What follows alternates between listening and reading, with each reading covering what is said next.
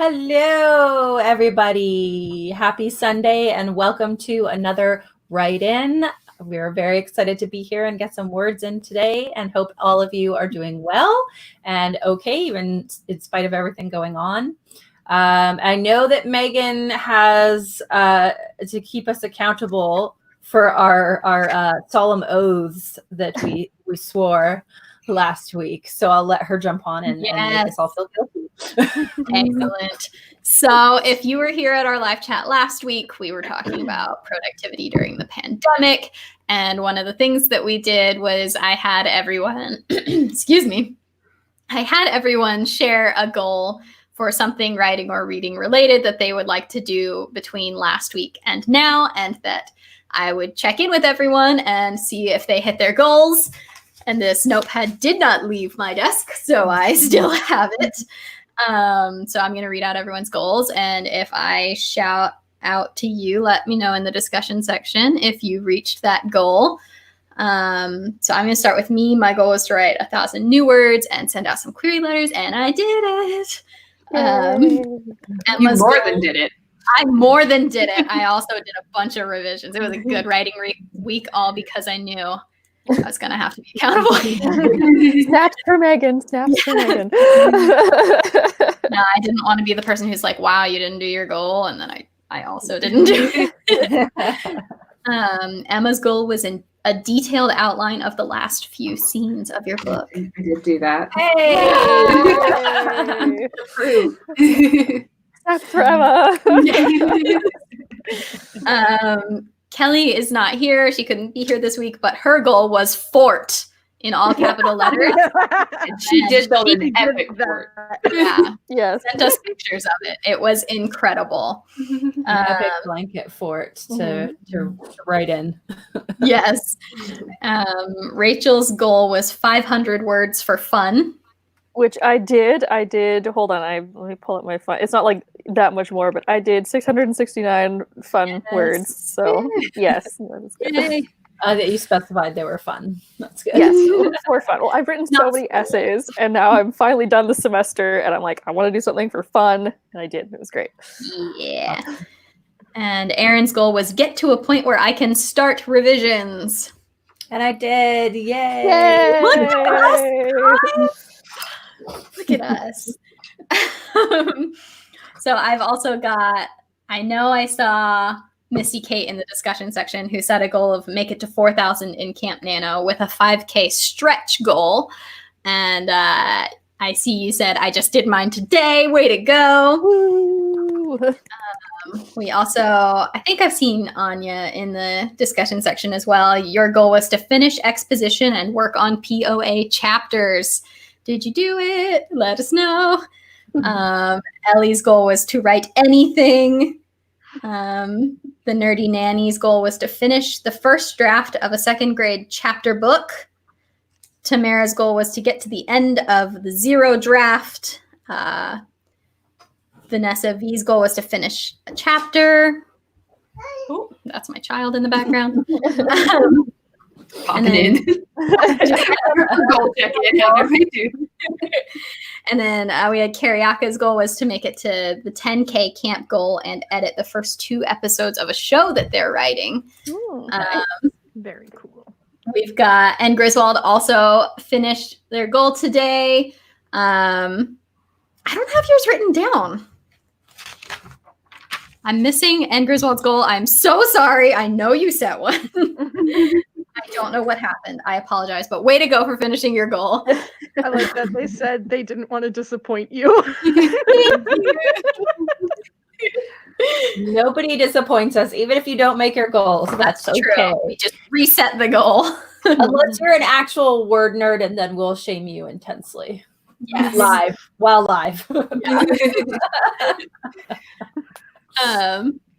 Oh yes, and Griswold's goal was to write backstory for protagonist and antagonist. Nice. Apologies. I noticed I went in after the chat last week and it had blocked out some of the people's goals. And so I had to go in and mark it as like, this isn't spam. These are goals. So I don't know Weird. what's going on there. We also had Anya did finish exposition and not POA. Awesome. 50%. Way to go. ATW 2006 said, I'm done with 9 out of 23 goals for April and May for writing. Dang. Wow. Creative Entrepreneur set a goal to hit 20K and is at 22K today. Way to go, guys. Yes. This was really fun. We'll probably do stuff like this again in the future because I know I really liked the accountability. Yeah, I think that was a good idea. The live chat shaming that I knew would come. Yeah. There needs to be at least a little intense public shame, going Why on else to make would I me do get my anything goals. done? I know, I need those deadlines. So yeah, I'm gonna shoot it back over to Erin.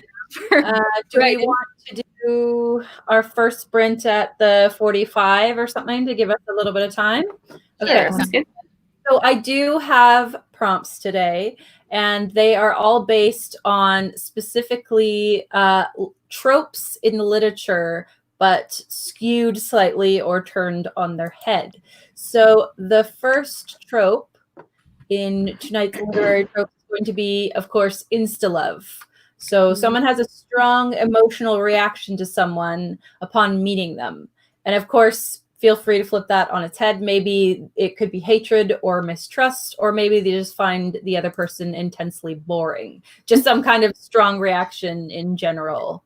So insta-love is the trope, and we'll put that in the comments section. Do we want to go around and talk about kind of what everyone is working on right now? I know my project has switched now, and I am now working on a hopeful proposal for book 2 of Witches of Ash and Ruin, and we'll see what happens with that. But I'm writing the first couple of chapters of that, so that is not at all intimidating at all. I'm lying. So yeah, who else is working on what else?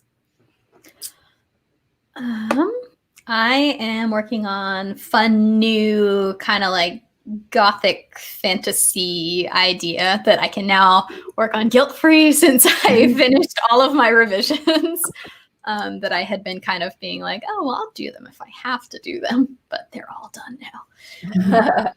So yeah, I'm actually about to be doing a little bit of an insta-lovey thing for one of the characters. So perfect. The prompt is great. That's awesome.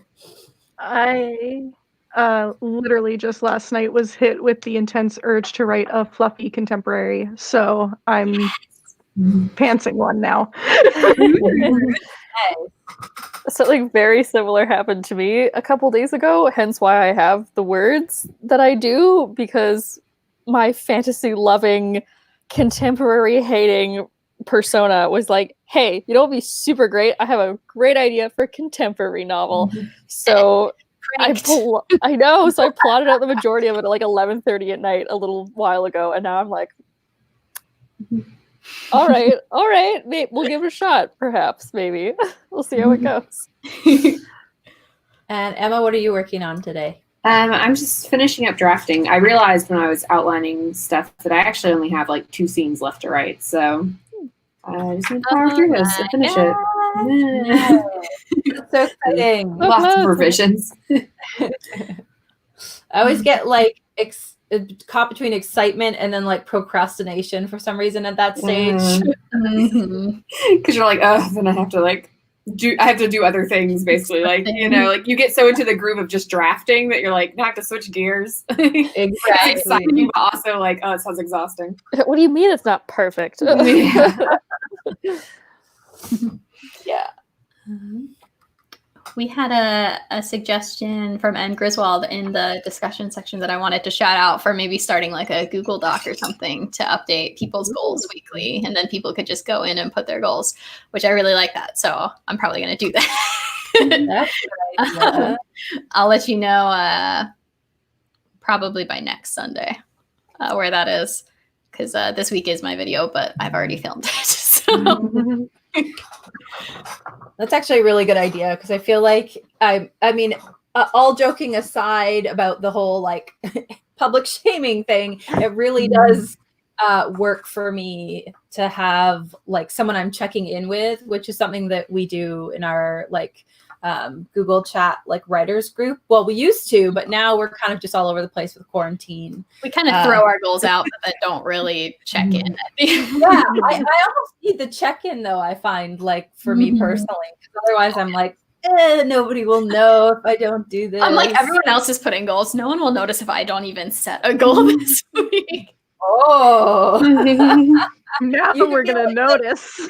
Yeah, now we will. You can be the one that's like, okay, goals for this week. And then you just sit back and listen to everyone else tell you. Yeah, there you go. I'll tag you now. Now I'll be like, at Megan. Oh no. Goal, question mark. Just your goals, no one else's. Oh, What no. are Megan's goals for this week? A new thread just for you. Oh no. What have I done? Megan's goals. It's like your nightmare. For real. But also, I do like, it'd be fun. We still have, I mean, our YouTube channel's a lot bigger than it was when we first got started, obviously, but it's still a pretty small community as far as like booktube channels go. So it would be really fun to have like that aspect of our community too, I feel like. So. Well, we have hit the 45. Megan, are you able to time? Is that okay? Yeah. Or do you want me to? Okay, awesome. Like I could do it on my phone, but that'd be a disaster. All right, so we hit 45, and Megan will let us know when we're come back in 15 minutes or 20 minutes. 20 minutes. Oh, I put the wrong time. Oh my gosh. Check. I put the start time. Check in at the 05. An hour-long writing sprint. Damn. Okay. Dang. There we go. Awesome. We will reach the goals. The goals will be reached now. Yeah. Okay.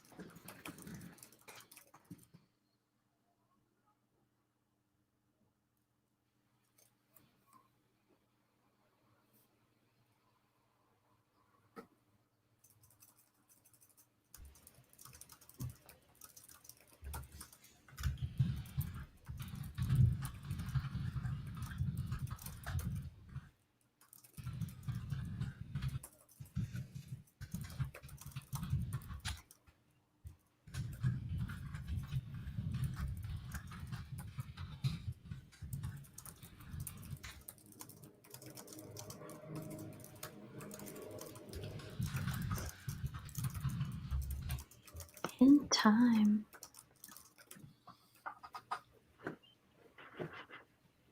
How did everyone do? Pretty well. That was very hesitant. It's not hesitant. I'm not used to writing this much. I wrote 1,235 words. What? What? Helen, you are on fire. Damn. Work. It's time to pitch you and Kyra together in a death match. I can't explain to you how much I want that.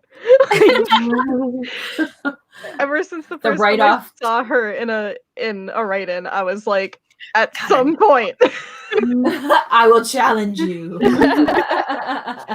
The write-off to end all write-offs. I need the right idea and the mojo, and like I can go. All right. Well, we're gonna have to do that at some point. We can do a live write-off face down with the two of you. Yeah. I, on the other hand, barely did 100 words. I was gonna say, those of us that aren't Helen, Kyra Reborn, I got 219. Yeah. That is still awesome. I don't know how much I got, but it wasn't even 200, I don't think. So you're doing good. Yeah, I got 386. Yeah. This beginning is kind of kicking my butt. Usually I like beginnings a lot, but who knows? I am also in the beginning struggle, and I usually also really like beginnings, but like, I can't say any of this because it's a spoiler. Ah, dang it! I was getting ready to complain about things, and now I can't because it's a spoiler for book 2. Okay, never mind. It's hard. It's hard. Writing is hard. Writing is hard. Yeah. In conclusion. Yeah, I'm finding that like I know so many things about these characters, but now that I'm actually having to put them together and make them do the things that I know they would do, it's just like thinking of it. It's like I know I'm not starting in the right place, but I can't really fix that by thinking about the story anymore. I need to just like write it and then decide later where the right place to start it is. I realized for a very large part of my story, I don't know anything about the particular sport that this character is doing. And I'm like, oh no, this is a terrible idea. That's when you just type in like, look up this later. Yeah. She did this thing with a thing and it involved a baseball and I don't know. That's what I absolutely do. Yeah, for sure. Look it up later. Well, I don't know. I said sport, but it's ballet, and I realized I know nothing about ballet. I had a very clear plot line, and I was like, oh well, maybe I could change it to a sport that I know, and then I'm like, I don't play a sport, but then I was also like, maybe I could change it to something that I did, and I'm like, no, because when I first plotted this book, it was with ballet dancers as not the main character, but like as a significant portion of the side characters, and I'm like, I used to do not ballet, but I've been to a dance studio. How difficult is it? And then I'm like, wait a minute, would they even like put their shoes on before they went into the studio, or do you warm up first and then put your shoes on? I have no idea. So I'm like, I have started off not good. You put your shoes on in the studio, but before warm up. Okay. I did a little bit of ballet as a kid. Okay, great.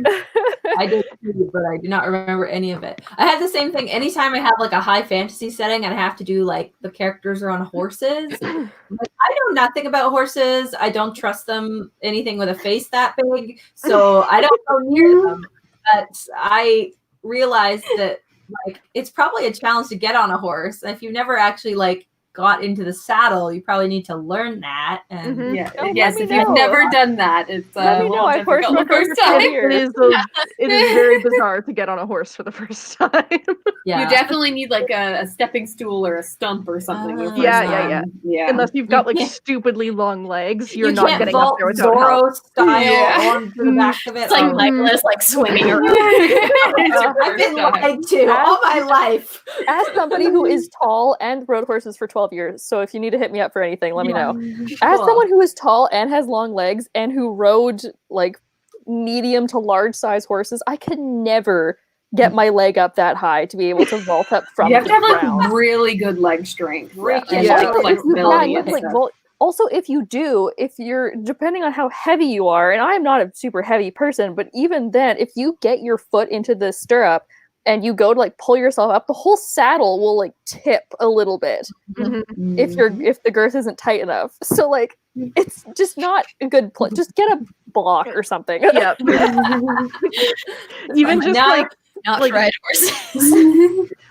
an extra 6-inch little thing for you to step on makes a huge difference. But now I want to write a scene where the character is like acting like a badass and gets into the saddle and falls off the other side because that was amazing. Isn't it? Kirsten White, the author, she hates horses and had a lot of horses in her Anti-Darken series. And she was like, I've written again about the giant teeth monsters. Yes, thank you. Fully agree with Kirsten White. Their teeth are huge and they're bitey. So Not all of them. Only a bad horse is bitey. Most of them. Yeah, I'm are pretty concerned chill. they're all bitey. I've had horses like nip at me, but I never had them like really like try and take a bite. They Yeah, have no- maybe like they're a no little more like annoyed. All rollers. It's not great Yeah. for biting. Yeah. They're no more bitey than any other animal. It's like they eat like plants. So like they don't Not have like human sharp flesh. Yeah, they don't have Not carnivore human teeth. They have I don't herbivore know. teeth. Maybe your horses do. I don't know. That'd be a cool fantasy thing. to throw Dogs in and there. cats probably There's have an- more dangerous teeth because they're There's an carnivores. Irish mythology about horses that eat human flesh, I'm pretty Oh sure. yeah, kelpies. Yes. Yes. I had a childhood friend that raised horses, and if they bit her, she would bite them back. And that is when I decided that all horse people were probably clinically insane, and I wasn't hanging out with them anymore. That was the end of my God horse bless. experience. Penumbra mine in the chat said that horses are sneaks and will hold their breath when you saddle them, so it'll be Yes. loose when you get off. It's I so knew they true. weren't trustworthy. They're so smart and they're cheeky little buggers. Yeah, they'll like inhale so that when you tighten the girth, you're like, oh, it's tight, and then they'll exhale, and then the saddle's wobbly, and you're like, something here so doesn't they're add up. trying to dump you out of Yeah. the saddle. You have to like kick, not like hard, but you have to kind of like nudge them in the ribs to make sure that they aren't holding their breath. Sometimes. The trick to horse is just poking them, huh? Yeah. Okay. I don't know. Maybe don't try that on a horse. I'm not convinced that's a wise move. Okay. Do we want to start at like the 20? Let's do the 15. The 15? Okay. Ooh, jump right back in. Okay. Jump right back in after I'm a not gonna tense- do that well again, I guarantee. Oh no, now we're expecting it. Oh no! Yeah. You've raised the bar for yourself. So do we have a prompt? We do. Okay. So the next literary trope prompt is the chosen one trope. So if we want to turn it on your head, maybe your character feels like somebody else is the chosen one and they have intense jealousy over that. Or maybe they just walked into a new place where they feel unwelcome there or out of place. Or you could embrace the full-on chosen one trope. Totally up to you. And I will copy. I will paste that. Okay. I've got it. I'll copy and paste it. That's probably easier. Yeah. It's not letting me do that. So Can you put it in the private chat? yes, I will do that because I'm not the boss of this chat, so it's not letting me. Haha. I'm the boss. Megan has all the power. And Okay, is not here to also be the boss. there we go. Okay, it's pasted. Awesome. So Megan will paste that. So you all have the prompts. Perfect. There's a lot of discussion about horses going on. In this Yes. chat. It's kind of amazing. Wonderful. Horse people. So many horse people. I know, this is great. This feels like the animal equivalent of the potato salad debate. Yes. Like 2 weeks ago. Potatoes are less bitey, so Decidedly potato less over horse. bitey, yes, agreed. all right, 5:15. Alright.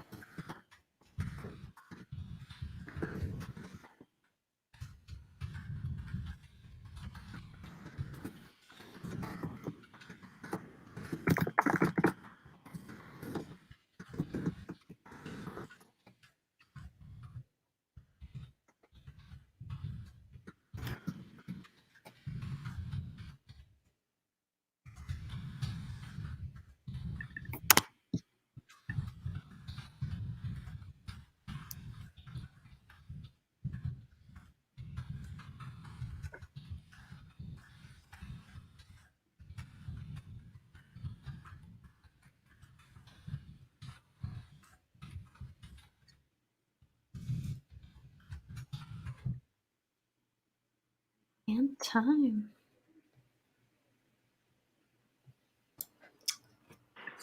Well, how'd it go for everybody? Good. Good. I think I got was about 200-ish, I think. very nice. Awesome. I got a little over 800. I was Awesome. just under 800. Another face-off. Excellent. I did much better this time, but at 218, not like, not bad, not bad.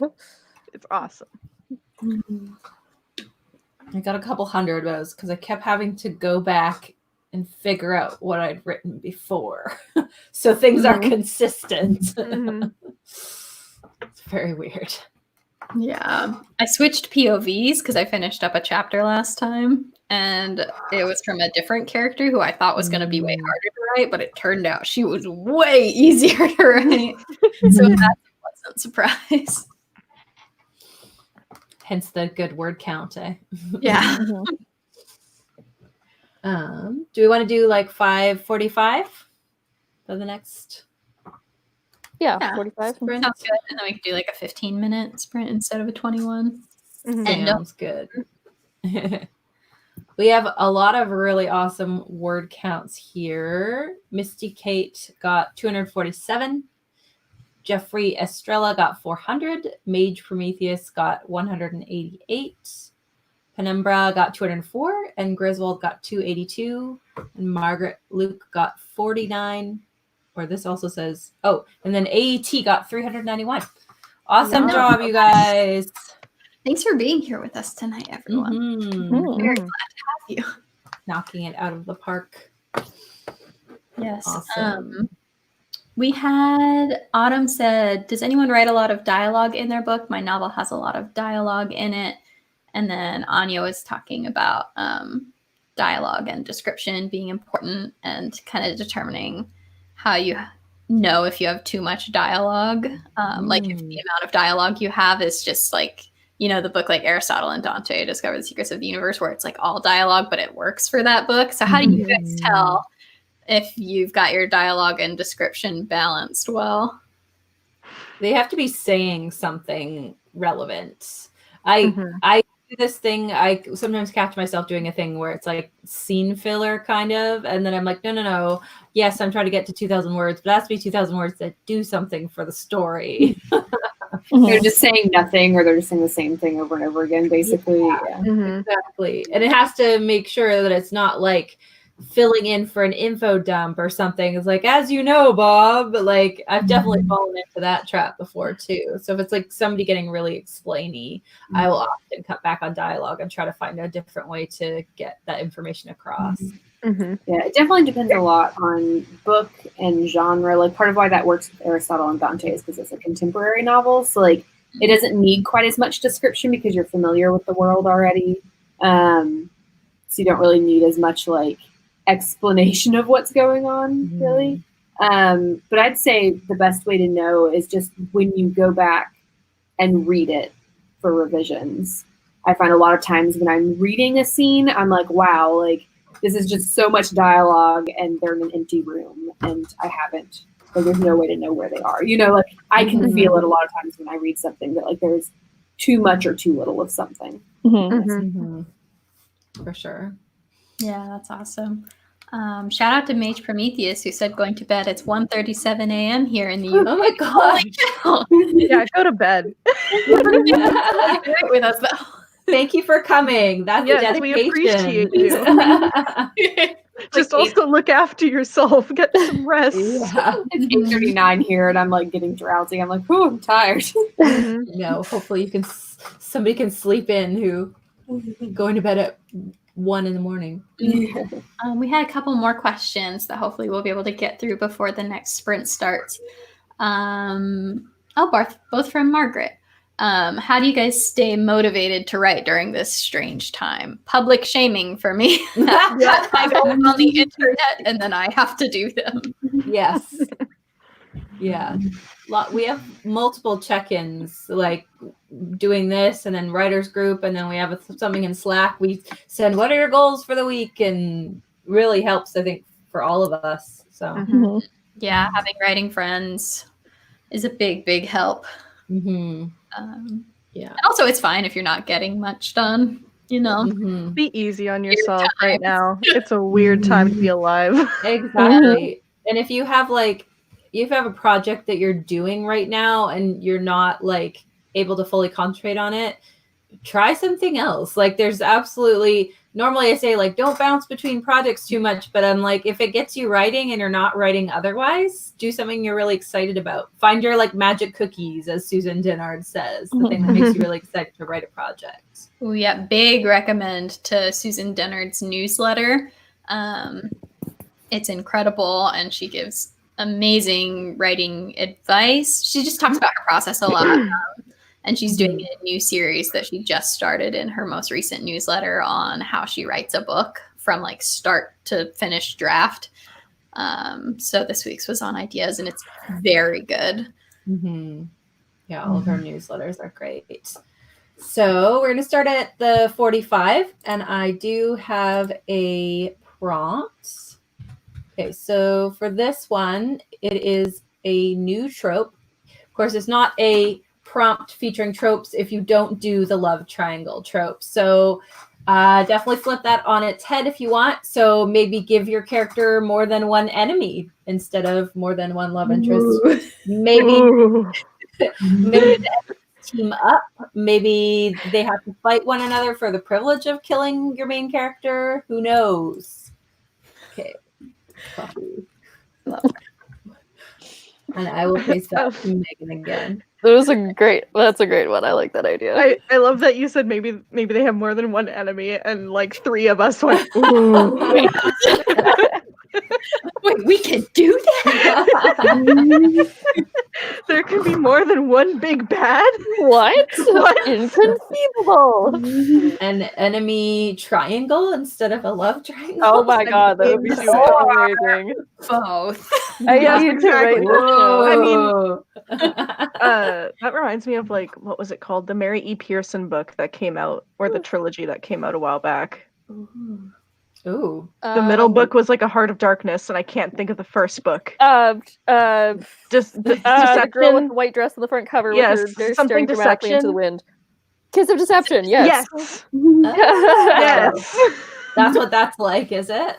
Well, because it's like a girl who runs away, and then 2 people are sent after her, and one is the person that she was meant to marry that she was running away from, and the other is an assassin that was sent to kill her, and you don't know which is which. The gasp. Ooh, I like that. That sounds really good. Sign me up for that. I haven't read it yet. I've had it on my shelf for so long. That sounds amazing. We had one more question that I'd like to try answering before we start the sprint. Also from Margaret, what do you do when you begin to become bored with the scene you're writing? I've been having trouble with this problem lately, then just don't feel any inspiration to write. I skipped to another one. I almost always find if I'm bored with a scene, it's because I'm doing something wrong. Like I'm writing it wrong in some way. Either the scene doesn't need to exist, or I'm going in the wrong direction with it. So it's usually a sign that there's like an issue with the plot of the scene. Not enough happening usually. Yeah, like trying to see if there are things you can add to the scene. Is there a character you could add to the scene who would make it more interesting, or could you put it in a place that would cause more tension? Just like one thing that I know I would be excited to write that can usually take, because sometimes, you do have to do boring things. They have to go from point A to point B, or they have to talk about this one thing and you've been thinking about it for so long that you just don't want to do it.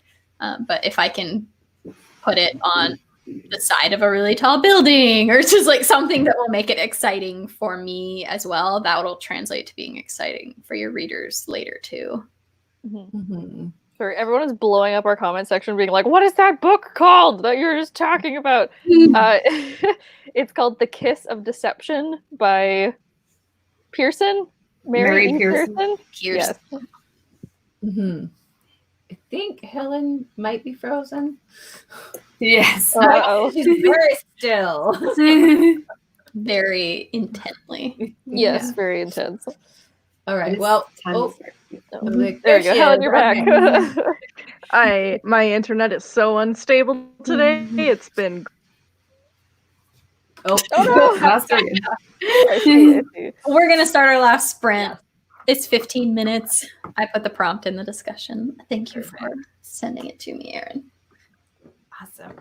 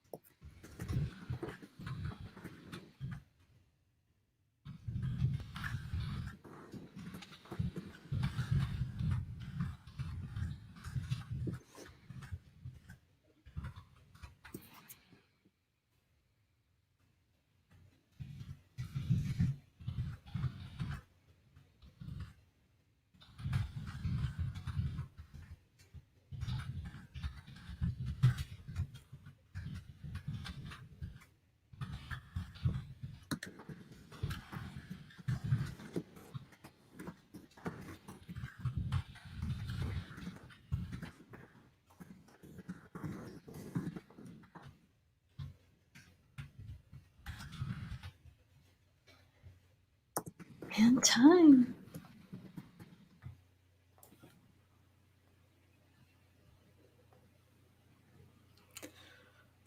All right. See. We lost a Helen, I see. Yeah, she messaged and said her internet cut out. Yeah, it's not surprising. We're having trouble. So, how did everyone do on this last sprint of the night? We're at 250, so it was good. Nice.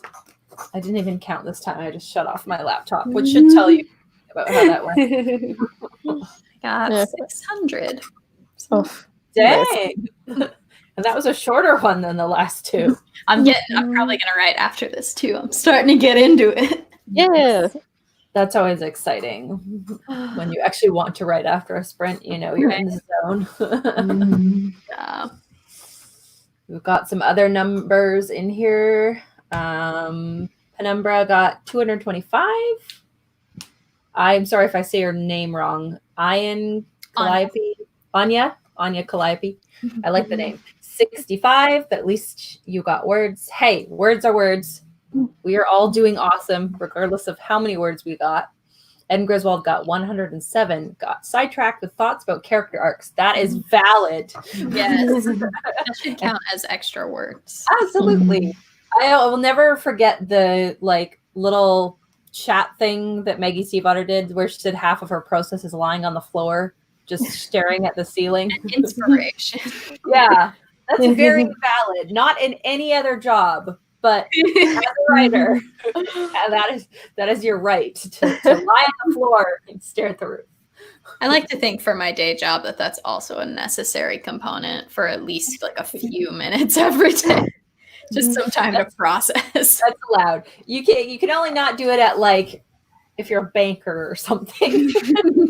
I screwed on the floor. I feel like my dean of science would look down upon it if I was just on the floor at my desk at work. What you do with your walking breaks is your time. That is true.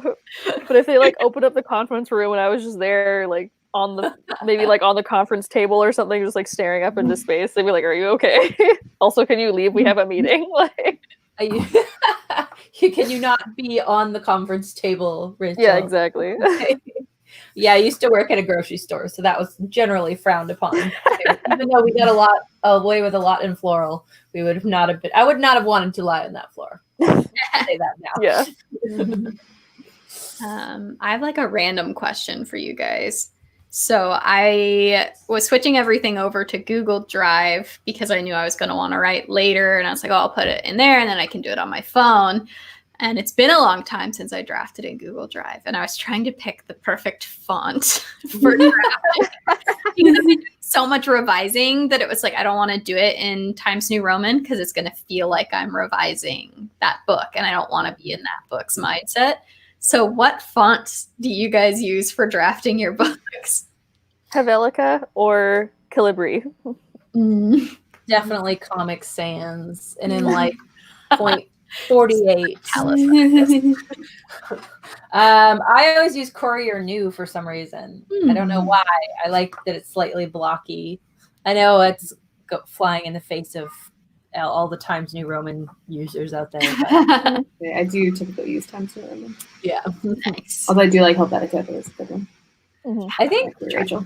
Times New Roman is the standard. And then there was one other that was acceptable for queries and cover letters and stuff, but I can't remember what the other one was. I always query and everything and revise in Times New Roman because by then it's I like seeing it like that. But it's one of those things where everybody's computer is going to have it, so you're not going to have weird formatting issues. Well, for a long time I was doing it in Times New Roman or the one other that was allowed in your standard manuscript format. And and now I care less and I just get a little wild and do Courier or whatever it is. I fear my agent hasn't shouted it at me for it yet, so we'll see. As I get crazier, we'll see. We've got people letting us know in the discussion section too. Thank you. Let us I'm know. just like, Yeah. as long as it's not wingdings, you can do whatever you want. I was gonna say someone should draft a papyrus. That was the font I thought was the coolest at like 12 years old. Oh, right. Yeah. Right during my mummy phase, you know. Yes, yeah, papyrus. What was it? It was Leah was watching live Yeah. Mummy, and I was so jealous because I don't own it, and so I need to go find a copy of it and buy it. So I think they put it on Netflix. Yeah, not too long ago. What? I feel like what? we talked about this and you've just forgotten. I feel like we have to. Mummy is one of my all-time favorites, and I think they put all of the Mummy 1, 2, 3 on Netflix, and I marathoned all of them. Yeah, I have feelings about the later ones. It doesn't exist. I don't know what movie you're talking about. There is only one. There's only two. There's two of them. That's there's it. two. There's the Mummy. There's the Mummy. The Mummy Returns. No other Mummy movies exist. Oh dear! I have revealed that I come from an alternate universe. Oh dear! I'm sure we could do a whole chat on the Mummy font. Oh, the Mummy. Oh, okay. That should be one of our movie nights. That's a great idea. A good idea. Yes, please. That's happening. I have so many feelings about that movie. Yes, and I'll get back to everyone on that Google Doc. I'll probably make a Google spreadsheet so we can do weekly goals with all the word nerds, the whole community. Penumbra Mine wrote an entire horror short story in Chiller in red. It makes me so happy. Incredible. Oh, Incredible. Yeah, we definitely have to do a movie night. Now that there's like tools out there to do it, like what are they called? The movie night chat room things. Netflix party. Party. Yes, thank you. Yeah. Our next movie night is going to be Howl's Moving Castle. So we're doing a chat on that next month, the month after that. It's either next month or the month after that. I think it's. I'm so confused. I think it is May. It's this But I quarter. could be wrong. And obviously our book club is next week. Yeah, next week. Mm-hmm. Giddy in the night. Yes, Giddy in the night. Here. On that. Yeah. Very good. Please read it and come talk with us about it. Yes, because I have so many feelings about it. So y'all have to come and listen to me get shouty about the book. I'm not finished yet, but I'm very excited and enjoying it so far. I just finished it today, so I marathoned the audiobook as I have marathoned no audiobook in my life ever before. So yes. All right. So unless there are any more questions that we missed, I think it's a good time to wrap it up. Thank you so much for coming out, you guys. We always appreciate everyone that shows up at our live chats, at our write-ins. You guys are awesome, and you've done awesome writing all of the words tonight. And we will see you next week For book club. for book club. Bye.